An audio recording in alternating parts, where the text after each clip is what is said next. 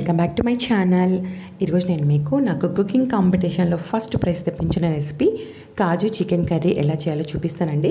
So మనం late చేయకుండా రెసిపీలోకి వెళ్ళిపోదాం. ఇందుకు కావాల్సిన ఇంగ్రీడియంట్స్ ఇక్కడ నేను 3 మీడియం సైజ్ ఆనియన్స్ తీసుకున్నాను. ఆనియన్స్ని ఇలా పేస్ట్ చేసుకొని పెట్టుకోవాలి. ఇంకా కాజుని కూడా ఒక 1 అవర్ నానబెట్టి ఇలా పేస్ట్ చేసుకొని పెట్టుకోవాలి. 2 స్పూన్స్ ధనియాల పొడి, ఇంకా ఒక చిన్న కట్ట మెంతాకు, 2 స్పూన్స్ కారం, 1 స్పూన్ అల్లం వెల్లుల్లి పేస్ట్, ఒక 2 పచ్చిమిరపకాయలని, 2 గ్రీన్ చిల్లీస్ని ఇలా కట్ చేసి పెట్టుకున్నాను. సాల్ట్ మన రుచికి సరిపడంత, ఇంకా పసుపు, లవంగాలు, షాజీరా, ఒక 1 కేజీ చికెన్. ఇప్పుడు మనం స్టవ్ ఆన్ చేసుకొని ప్యాన్ పెట్టుకొని ప్యాన్ హీట్ అయిన తర్వాత అందులో 4 స్పూన్స్ ఆలివ్ ఆయిల్ వేసుకోవాలి. చెప్పాను కదండి, it's a cooking olive oil, it's good for your health.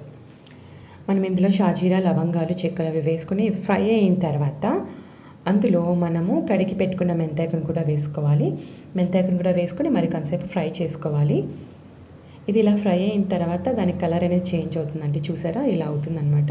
మంచి స్మెల్ వస్తుంది. అప్పుడు మనకు అర్థమైపోతుంది ఫ్రై అయినట్టు.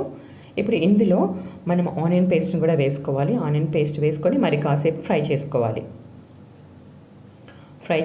మనం ఆనియన్ పేస్ట్ చేసాం కాబట్టి పేస్ట్ చేసినప్పుడు ఇలా మనము కొంచెం టైం ఎక్కువ పడుతుందండి ఫ్రై అవ్వడానికి.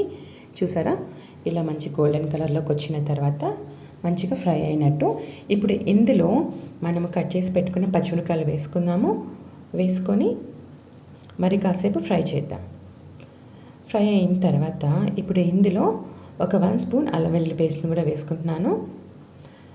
అల్లం వెల్లుల్లి పేస్ట్ వేసుకొని మరి కాసేపు ఫ్రై చేసుకోవాలి.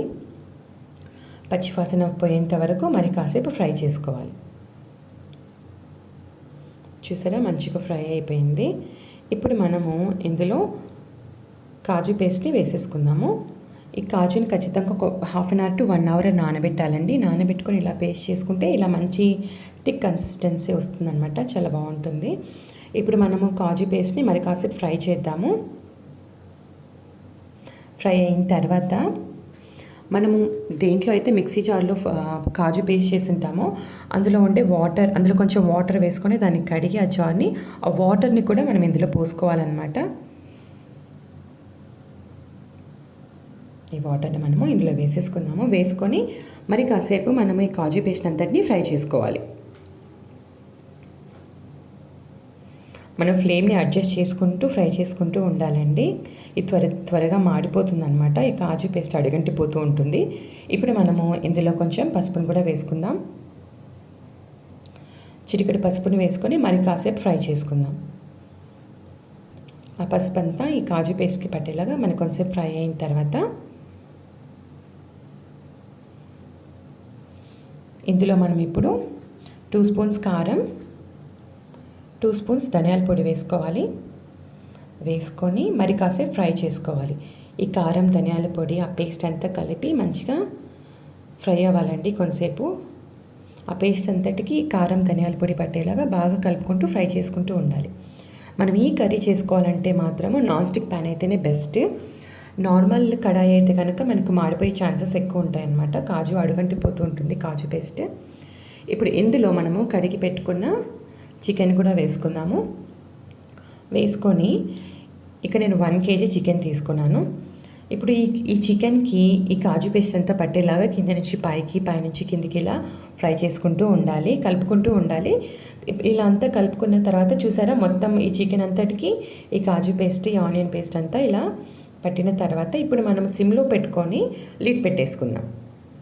పెట్టుకొని ఒక 5 మినిట్స్ కుక్ అవనిద్దాం. ఇప్పుడు ఓపెన్ చేసి చూసారా, కొంచెం నీళ్ళు ఊరి ఇలా అయిందనమాట. ఇప్పుడు మనము దీన్ని మరొకసారి ఇలా కలుపుకోవాలి. మధ్య మధ్యలో కలుపుకుంటూ ఉండాలండి, లేకపోతే అడుగంటిపోతుంది. ఇందులో అయినా అడుగుంటుంది, అయితే ఇందులో మాడే ఛాన్సెస్ చాలా తక్కువ అనమాట. ఇప్పుడు మనం సాల్ట్ని కూడా వేసుకుందాము. సాల్ట్ వేసుకొని మరొకసారి కలుపుకొని ఆ సాల్ట్ ఈ చికెన్కి అంతా పట్టేలాగా మరొకసారి కలుపుకోవాలి.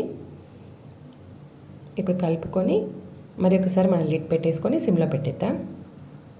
ఇంకొక 5 మినిట్స్ కుక్ ఇచ్చిన తర్వాత చూసారా ఎంత బాగా కుక్ అయిందో. ఇప్పుడు మనం ఇందులో పచ్చి కరివేపాకును వేసుకోవాలి. వేసుకొని మరొకసారి కలపాలి.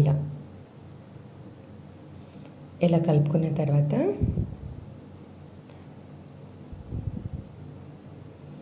ఇప్పుడు మనం ఇందులో ఒక ముక్కాలు గ్లాస్ నుంచి ఒక గ్లాస్ వాటర్ వేసుకోవచ్చు. మన గ్రేవీకి తగినంత వాటర్ వేసుకోవాలి. ఎక్కువ వేస్తే కనుక ఈ చికెన్ అంతా వైట్గా ఉండి మనకు టేస్ట్ అంతా బాగుండదు. వాటర్ మనం చూసి వేసుకోవాలండి. ఇప్పుడు మనం లిడ్ పెట్టుకేసుకొని ఒక 10 మినిట్స్ కుక్ అయిన తర్వాత తీసి చూసుకుందాం. చెప్పాను కదండి, మధ్య మధ్యలో కలుపుకుంటూ ఉండాలి.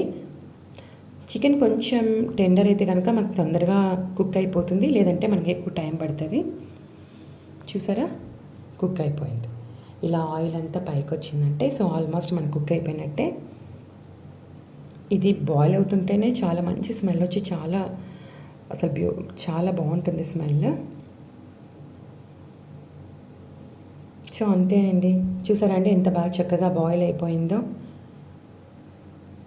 అంతే అండి, చాలా తక్కువ ఇంగ్రీడియంట్స్తో ఈజీగా ప్రిపేర్ చేసుకుని కాజు చికెన్ కర్రీ.